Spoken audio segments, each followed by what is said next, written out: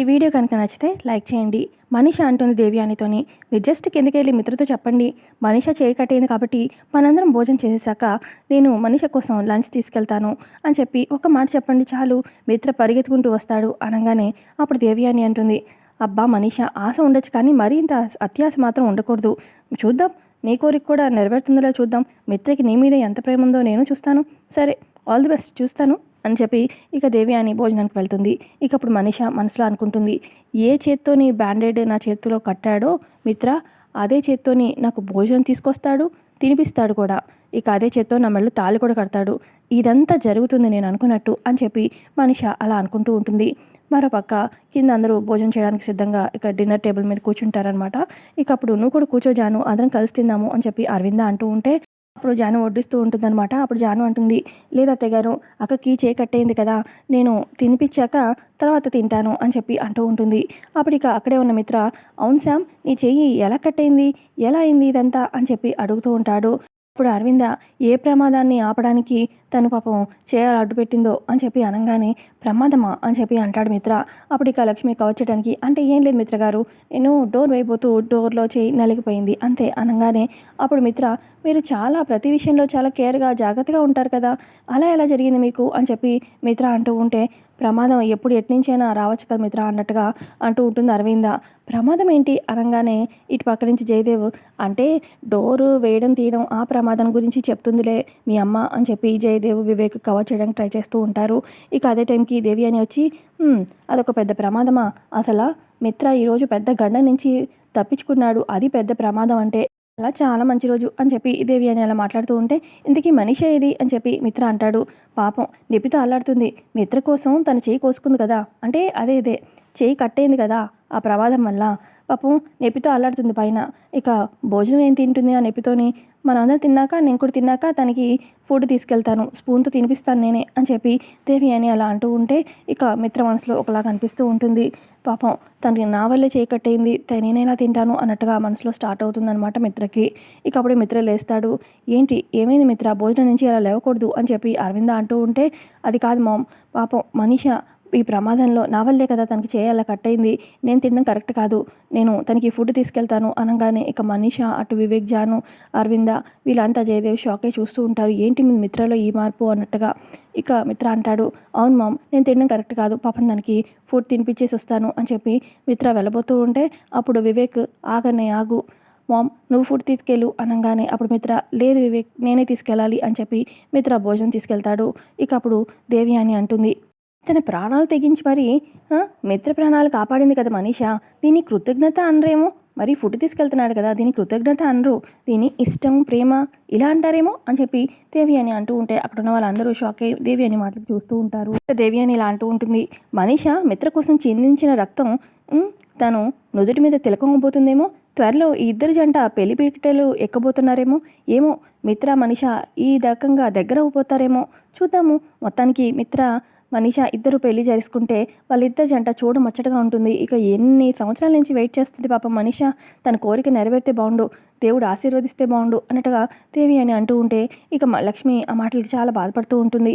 ఇక వివేక్ అంటాడు, ఏంటి మామ్, భోజనానికి వచ్చావు కదా, కూర్చొని తిను, ఎందుకు ఈ డైలాగులన్నీ అనగానే, తింటా అక్క ఒక మాట చెప్పాలి, మిత్ర మనీషకి పెళ్ళి అయిపోయింది అనుకో త్వరలో, ఆ పెళ్ళిలోనే ఈలోపు నేను మన వివేక్కి మంచి అమ్మాయిని చూస్తాను, ఇక ఇద్దరు పెళ్ళిళ్ళు ఒకటేసారి చేసేద్దాము, ఇక ఏముంది చక్కగా ఇక ఇద్దరు పెళ్ళిళ్ళు చేసేసామంటే మనకి బాధ్యత తీరిపోయినట్టే, పెద్ద బాధ్యత అని చెప్పి అంటూ ఉంటే, మామ్ ముందు నువ్వు తిను అనగానే ఇటు వివేక్తో అంటుంది దేవ్యాని, తింటాను రా, తినకుండా వెళ్ళిపోతారా ఏంటి, ఇప్పుడు ఈ భోజనం తింటాను, రేపు మీ పెళ్లి భోజనం కూడా తింటాను అని చెప్పి అలా అంటూ ఉంటే ఇక లక్ష్మి అక్కడ ఉండలేక వెళ్ళిపోతుంది. లక్ష్మితో పాటు జాను కూడా వెళ్ళిపోతుంది. ఇప్పుడు నేను ఏమన్నానని సంయుక్త ఇక్కడి నుంచి వెళ్ళిపోయింది అని చెప్పి దేవి అని అంటూ ఉంటుంది.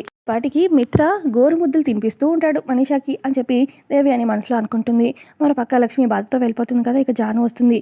ఏంటక్క, దేవి అని అత్తయ్య గారు అన్న మాటలు తలుచుకొని బాధపడుతున్నావా? లక్ష్మి, లేదు జాను, ఆవిడన్న మాటల గురించి కాదు, యాక్చువల్గా మీ బావగారి మీద నాకు నమ్మకం ఉంది, మరి ఏంటి ప్రాబ్లం అని చెప్పి జాను అంటూ ఉంటే, యాక్చువల్గా మీ బావగారి పక్కన ఇంకెవరి పేరు ఇంకెవరిని కూడా ఊహించుకోలేను, అందుకే కొంచెం బాధగా ఉంది అని చెప్పి అంటూ ఉంటే అప్పుడు జాను ఉంటుంది, బావగారికి అతి చేరువ పక్కనే ఉన్నావు, నేను సంయుక్త కాదు లక్ష్మి అని చెప్తే అంత పక్కనే ఉన్నావు, కానీ నువ్వు ఎందుకు చెప్పట్లేదు అక్క, చెప్పే అక్క అని చెప్పి జాను అంటూ ఉంటే అప్పుడు లక్ష్మి, లేదు జాను, నేను ఎటువంటి పరిస్థితిలో ఉన్నానో కూడా నీకు తెలుసు, సమయమే దీనికి పరిష్కారం చూపించాలి, జాను కాసేపు నన్ను ఒంటరిగా వదిలేసేయి అని చెప్పి అనగానే జాను అక్కడి నుంచి వెళ్ళిపోతుంది.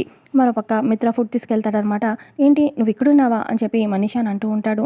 నీకోసం రూమ్కు దాకా వెళ్ళాను, రూమ్లో లేవు అని చెప్పి మిత్ర అంటూ ఉంటే అప్పుడు మనీషా, తెలుసు మిత్ర, నేను ఎక్కడున్నా వస్తావని నాకు తెలుసు అని చెప్పి మనసులో అనుకుంటుంది. నీకోసం ఫుడ్ తీసుకొచ్చాను అని చెప్పి మిత్ర అంటూ ఉంటే, అయ్యో నా కోసం ఫుడ్ తీసుకొచ్చావా, ఎందుకు మిత్ర అని చెప్పి అంటూ ఉంటుంది మనీషా.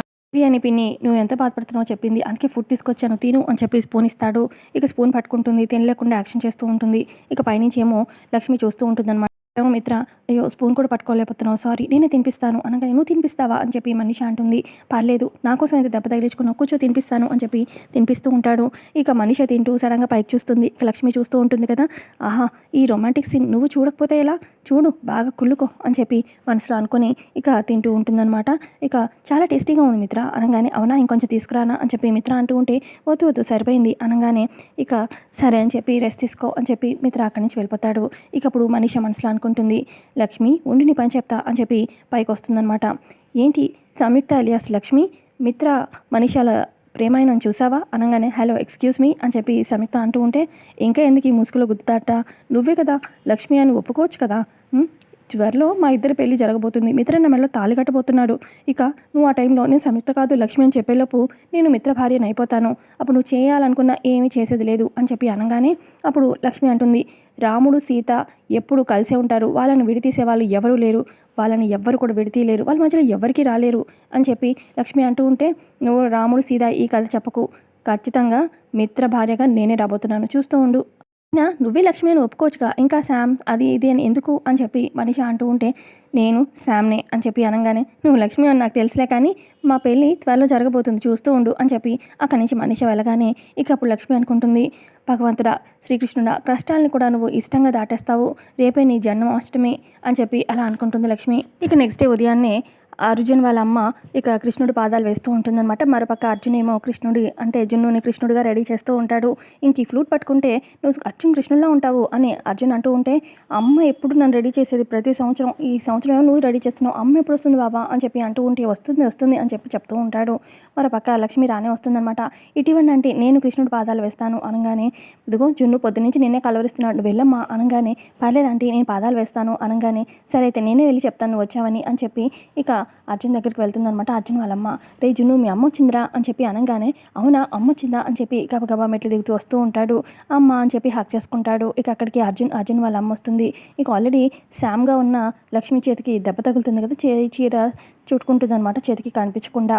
జున్ను చెప్తాడు, అమ్మ నీకు చాలా కబుర్లు చెప్పాలి, మిత్ర అంకుల్ని ఎవరో కిడ్నాప్ చేశారంట, శామ్ ఆంటీ అలాగే అర్జున్ బాబా ఇద్దరు కలిసి కాపాడారంట, గ్రాండీ చెప్పింది అనగానే, పోన్లే లక్కీ హ్యాపీ కదా అనగానే, ఇప్పుడు లక్కీ చాలా హ్యాపీ అని చెప్పి, ఈ పాపం శామ్ ఆంటీకి కూడా చేతికి దెబ్బ తగిలింది నేను చూశాను అని చెప్పి అలా చెప్తూ ఉంటాడు. అవునా పోన్లే మొత్తానికి మిత్ర అంకుల్ సేవ్ అయ్యారు అని చెప్పి లక్ష్మి ఇక జున్నుకు ముద్దు పెడుతూ ఉంటే, ఇక చేతికి తగిలి అప్పా అని చెప్పి లక్ష్మి అంటుంది. ఏమైంది మమ్మీ అని చెప్పి చూస్తాడనమాట.